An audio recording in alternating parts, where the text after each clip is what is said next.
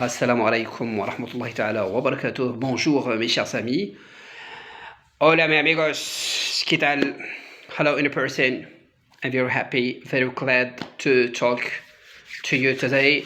Aujourd'hui mes chers amis, nous sommes toujours à ABC School, notre chère école de langue, pour vous présenter la deuxième partie de la première partie. Disons, entre parenthèses, de l'épisode numéro 2. Alors, mes chers amis, nous avons dit que nous essayons de vous analyser, vous présenter un livre intitulé Vocabulaire, bien sûr, sous le chapeau des guides de Nathan et de Robert. Ou bien le Robert et Nathan. Alors, première partie. La première partie, c'est Histoire et formation des mots. Elle contient 117 pages. Elle touche aux diverses thématiques, telles que les expressions latines en français. J'ai choisi 3 expressions dans ce livre. Alors, première expression. Au César, au Nil. Au César, au Nil. Soit je suis le premier, le meilleur, soit c'est pas la peine.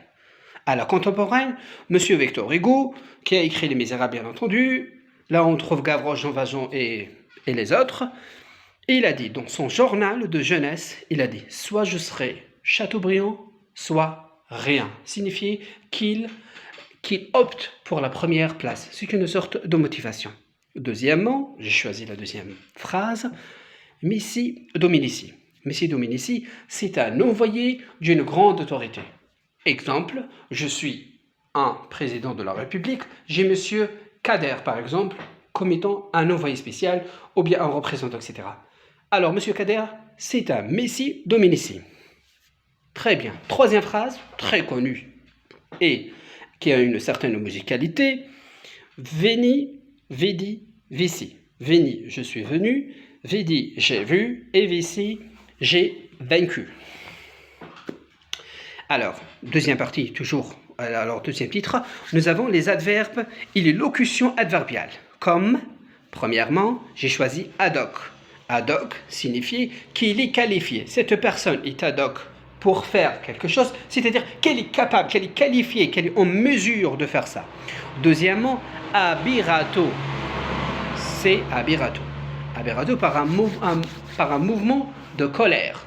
Mon père a fait ça abirato, c'est-à-dire il était sur l'emprise de colère.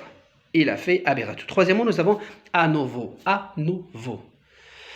Alors, à nouveau, ça s'écrit A-N-O-V-O, qui signifie dans nos jours de nouveau. Clarinette. Alors, nous avons les dieux et les héros, surtout de la méthodologie gréco-romaine. Nous avons première page, le premier titre, Talon d'Achille. Talon d'Achille vient de la méthodologie gréco-romaine. Talon d'Achille. Alors, par exemple, ma pitié est mon talon d'Achille, c'est-à-dire mon point faible, mon point le plus vulnérable. Le talon d'Achille de l'économie algérienne, c'est qu'elle compte que sur le pétrole. Ça, c'est un exemple. Deuxièmement, il se croit sortir de la cuisse de Jupiter. On dit cette expression pour qualifier des gens qui sont orgueilleux. Bon, d'abord, c'est ça le livre, essayez de le voir. Il est là. Il n'est pas loin. Il se croit sortir de la cuisse de Jupiter. Troisièmement, nous avons des expressions utilisées dans nos jours. Il y a, mes chers amis, de ce que je viens de découvrir dans ce livre, c'est qu'il y a des expressions qui sont très anciennes, mais utilisées jusqu'à maintenant. Nous avons 2 exemples. Voilà, pour ne pas parler trop. À la queue le. À la queue le. Auparavant, le loup. Ouh, c'est écrit L-E-U et non pas L-O-U-P. Et c'est pour ça qu'on dit alors que le pour qualifier une situation là où il y a une personne derrière l'autre, un dossier derrière l'autre, un animal derrière l'autre, c'est-à-dire un enchaînement. Alors, passer l'âme à gauche. Ça, c'est une deuxième expression.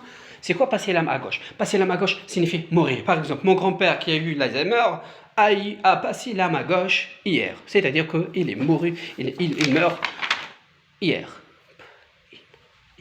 Il est mort hier, certainement. Alors, les éléments, aujourd'hui aussi, on va parler des éléments venant du grec. Bien sûr, nous avons déjà dit que la langue française a tiré ses origines du grec aussi. Alors, le corps et santé, ce qu'on appelle autonomie, etc. Anatomie, certainement.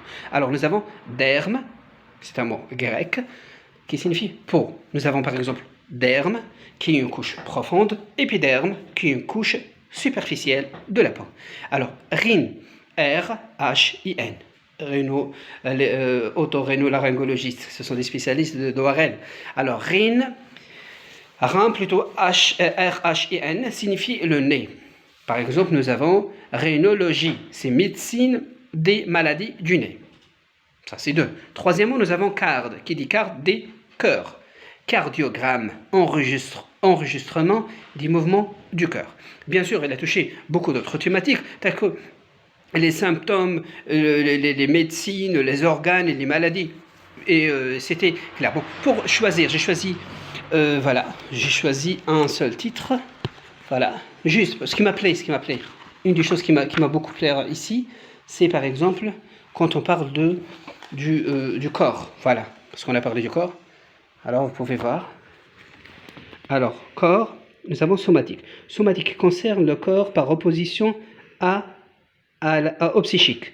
Nous avons psychosomatique, c'est-à-dire qui se rapporte aux troubles du corps occasionnés, favorisés ou aggravés par des facteurs psychiques. Très bien. Toujours on est encore, vous voyez. Alors quand on dit corps, on parle de... Alors quand on dit corps, on parle à propos de somme et soma. Corps, soma. Et le titre? Alors quand on dit le sens principaux éléments venant du grec. Revenons à nos moutons. Chromosome, tout élément essentiel du noyau cellulaire contenant des facteurs de l'hérédité. ADN, je ne sais pas. Oh, chromosome. Alors, mes chers amis, c'est-à-dire nous venons maintenant à la fin de notre séance. Grosso modo, pour synthétiser le tout, on a parlé de la première partie de ce livre. Elle contient des expressions du latin, bien sûr, des adverbes et de locutions adverbiales, un petit peu bizarres, ad hoc, grosso modo, etc. À nouveau. Aussi, expressions utilisées dans nos jours, mais dont elles tirent les origines au passé lointain. Éléments venant du grec. Pourquoi on dit pas un podologue pour qualifier un médecin de peau? On dit un dermatologue. Parce que il y a les origines grecques qui ont fait que ça va de soi. On ne peut pas nier, quoi. Merci, en tout cas, merci. On ne dit pas marcher parce que j'ai besoin d'acheter quelques légumes aujourd'hui. Merci, mes chers amis. Et par content de parler avec vous. Essayez surtout de liker la vidéo, de la voir, comment dirais-je, de voir aussi ce livre. C'est à la portée de vous. Alors, vocabulaire, toujours. Et je vous invite à voir les 2 derniers épisodes de ce livre pour passer aux autres livres plus comment dirais-je, plus dynamiques, plus vivants, etc. Merci et à la prochaine.